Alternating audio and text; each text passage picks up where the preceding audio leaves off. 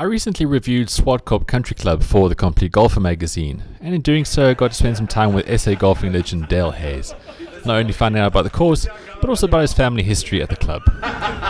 Zwartkop was opened in 1933, and 7 years later my father came here as the professional. My father grew up in Cape Town, and he was in the very first Springbok team that ever went to play overseas, which was in 1937 with Bobby Locke and Clarence Olander and Frank Agg, and he then turned professional and came to Zwartkop in 1940, and he spent 56 years here. He didn't believe in changing jobs too often, so he was here, pretty all his life. This is the only job he ever had. But he did go away for the war and come back at the end of the war.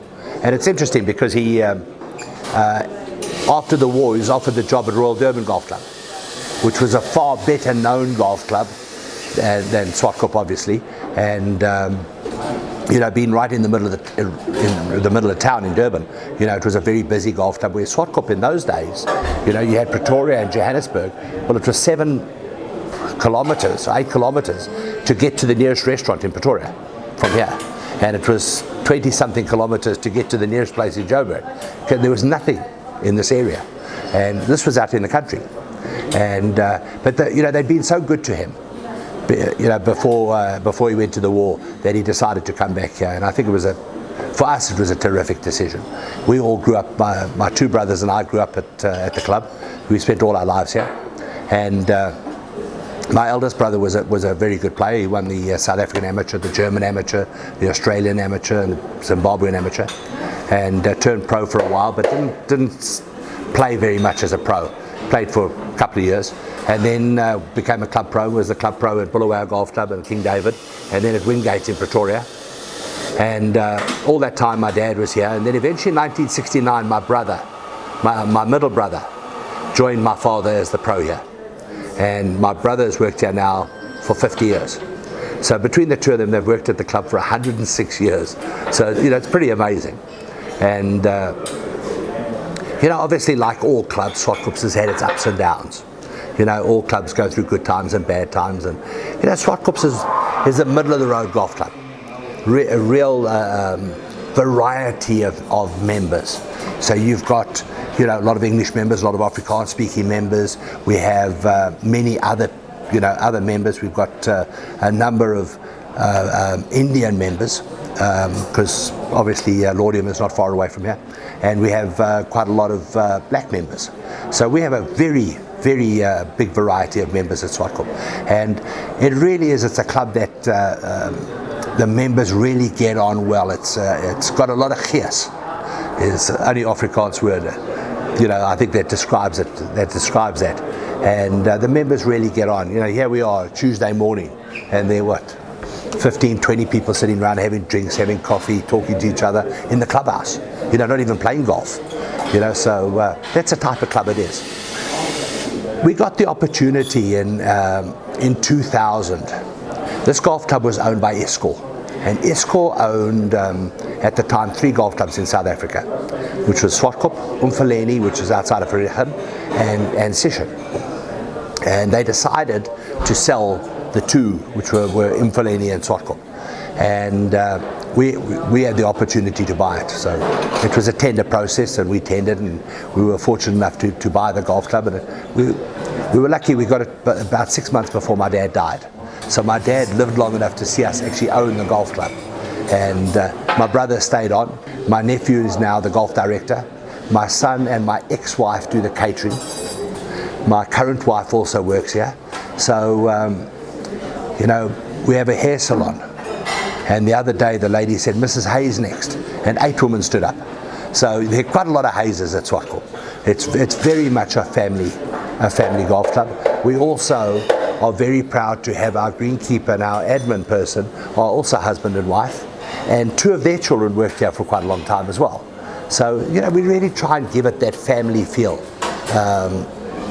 and I think everybody now agrees that that's the future of golf. If the man plays, hopefully he'll get his son to play. If the wife plays, the whole family will play. And that is a fact. If you can get the wife here the whole family support the club. And that's what we were endeavouring to do. We did something unique a few years ago, where if you joined the club, any children under 19 got free golf membership.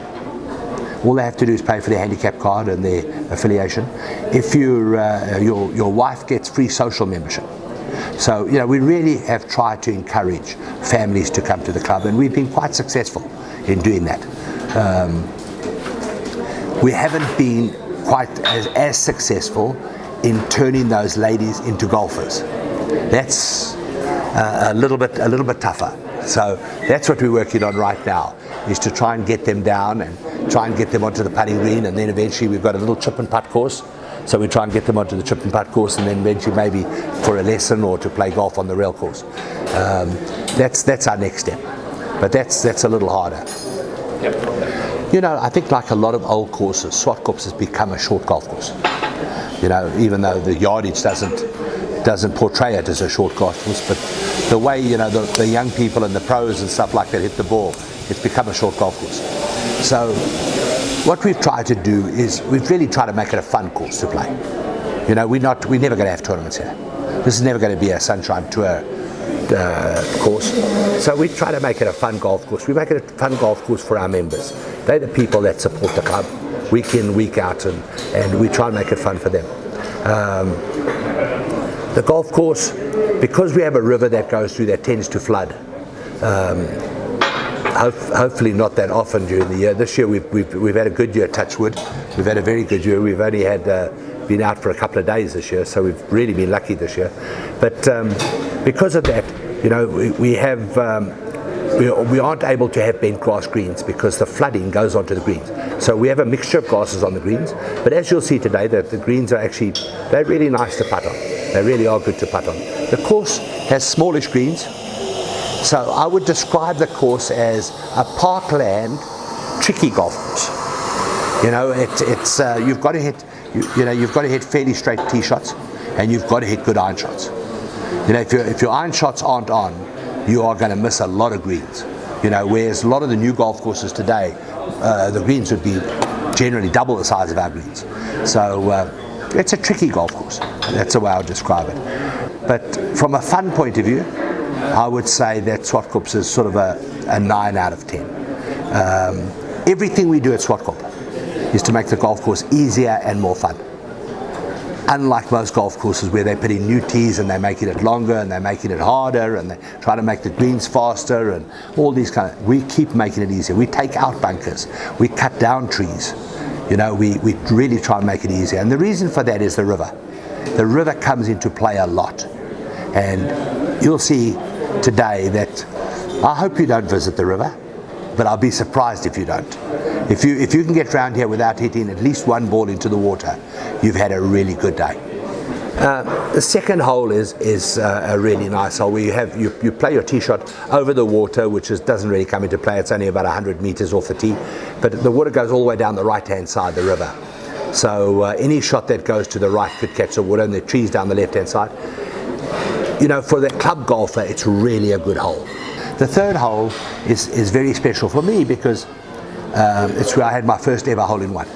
I was 9 years old, and I made a hole-in-one there with a 4-wood, and I ran back to the clubhouse to tell my father, and then I ran back to play the 4th hole. Okay, and Peter Makovich, a great friend of mine, Peter Makovich, always says that's the last time Hayes ever ran. Okay, which is dead true. For me then, I think our short holes are neat. We got nice short holes. The water comes into play. At 4 out of the 5 short holes, we have 5 par 3s. But the newest of those par 3s is the 15th hole, which has no water, which is a really nice hole that Peter Makovich designed for us a few years ago.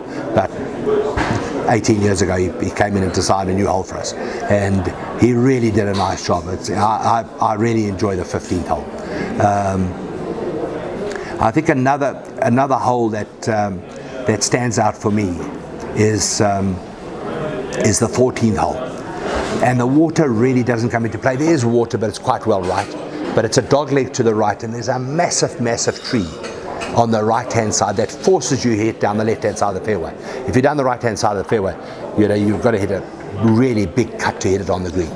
So that's the toughest hole on the golf course, and it's I think one of the prettiest holes on the golf course. It really is a lovely hole. Just if you look around, you'll see how pretty the golf course is.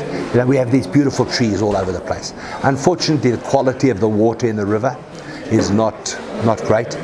You know, which I think we could say about a lot of rivers in South Africa today. You know, they haven't. They're not looking after our rivers the way they should be. But you know, the combination, I think, of the rivers and the trees that come into play on every hole pretty much make it very pretty. It's a nice walk. For my full review, catch the April issue of Complete Golfer magazine.